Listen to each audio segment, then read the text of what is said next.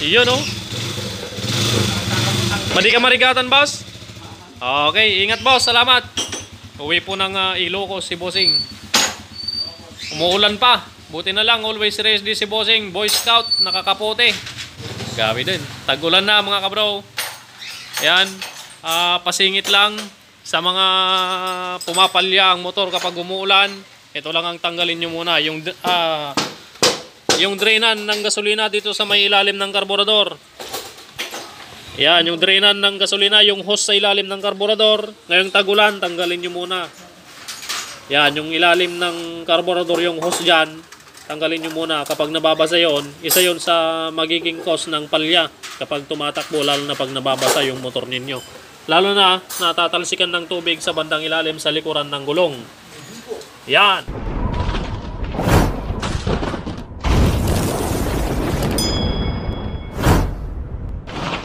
Okay, so may overall tayo ngayon mga kabro. From Ilocos. Ni boss, naganda yun niya boss. Unahin anos mo nagbiyahe niya. Pero salamat boss, itiwala yan. Sabi ni boss, sabi niya dito sa motor niya, nag-change oil daw siya nung nakaraan. May nakita siyang mga makikinang na mga bakal sa langis niya nung nag-drain siya. Tapos sa mga strainer, sa drain plug dito nung nag-change oil siya. Yan, dito. Sa strainer, may nakita siyang makikinang na bakal-bakal. So, ang suspetsa niya, akala niya, baka may nadurog na bearing or pilot bearing sa loob. Kaya suspetsa ko din kanina, baka pilot bearing nga yung sira. Pero nung binuksan namin, ito, goods naman yung counter shaft axle niya. Oh, goods, makinis. Mas makinis pa kay Pare Jeric. Pilot bearing, goods din. Wala ding tama yung pilot bearing. Ang kwan lang dito mga bro, ang may tama lang dito, yung kanyang third gear. O papalitan natin tong third gear niya, ayan o. May brongol nga gear. Yung side by side may tama na.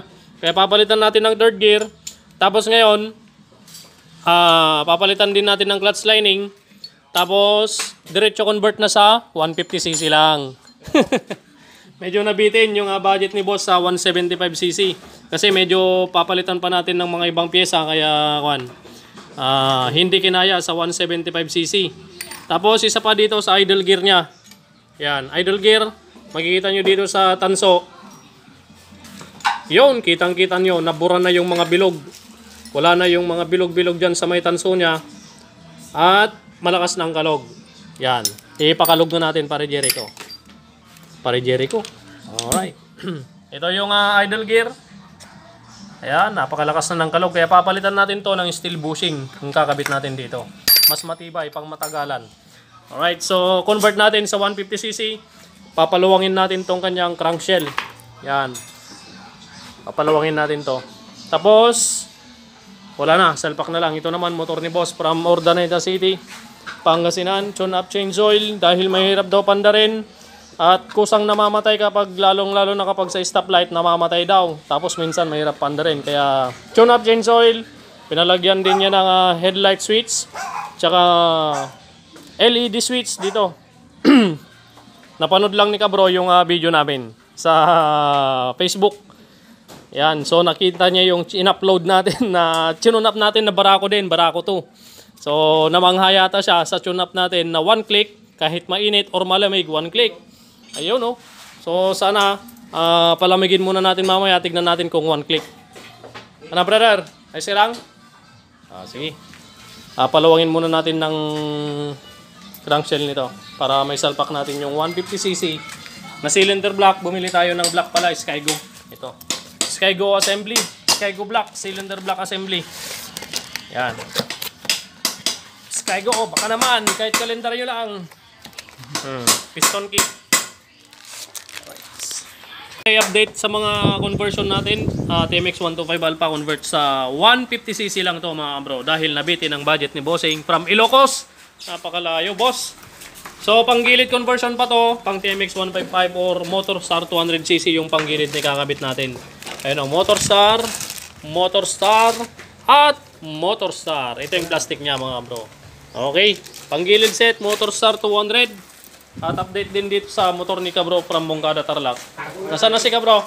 So papagawa lang sana niya dito ay mga loose thread dito, marami ng washer, cylinder head, So, kaya lang nung nabuksan, naglabasan ng lahat ng mga dapat palitan. Kagaya ng block, kumakalog-kalog na yung piston o ribbon o papalitan na. Tapos tensioner, nakatukod na yung tornilyo sa loob, niremedyohan na lang dahil maluwang na yung timing chain. Nung pagbaklas yung block, kumakalog-kalog yung connecting rod. Kaya, no choice, balik muna. Yan. So, kung mga bro, isasakay na lang ulit sa kuliglig. Ito.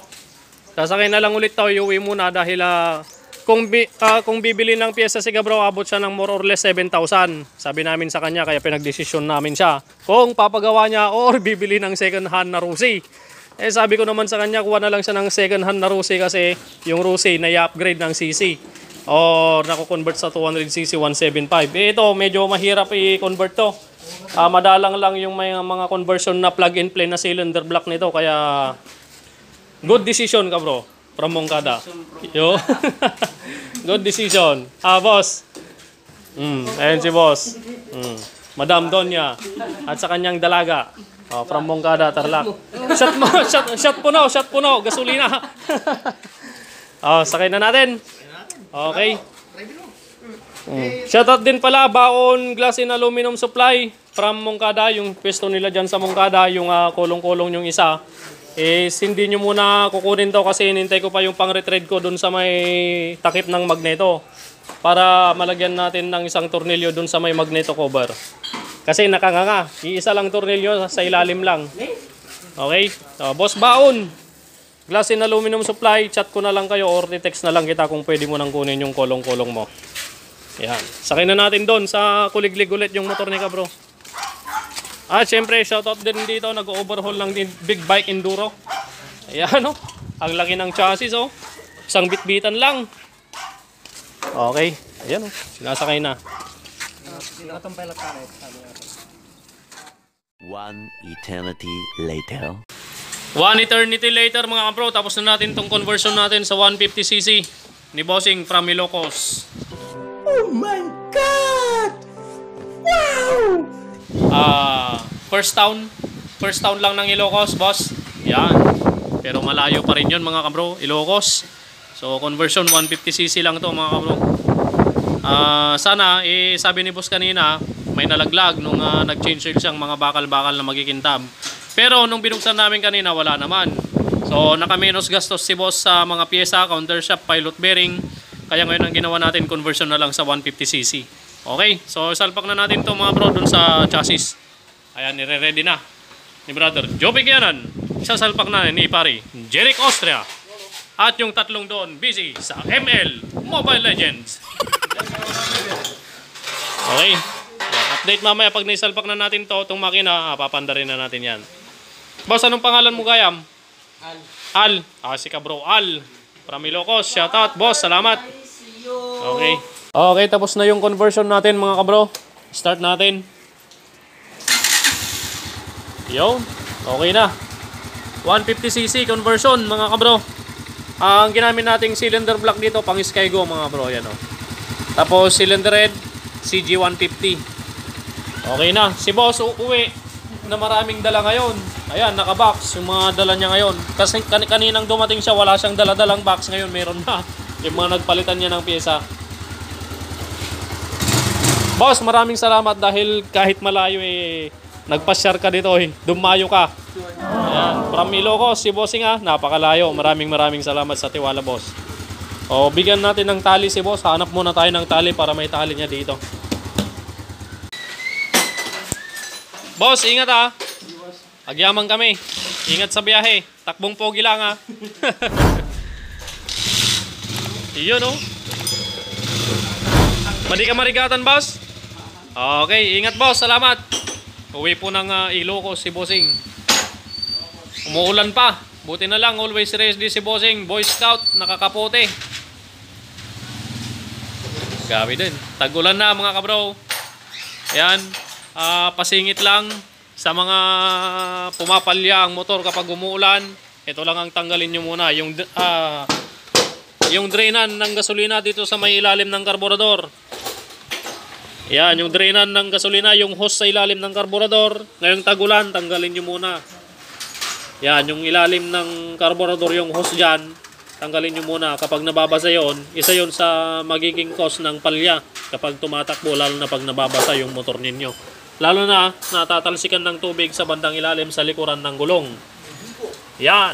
Okay? O, konting tips lang yan mga bro. Maraming salamat sa inyong panonood. God bless you all.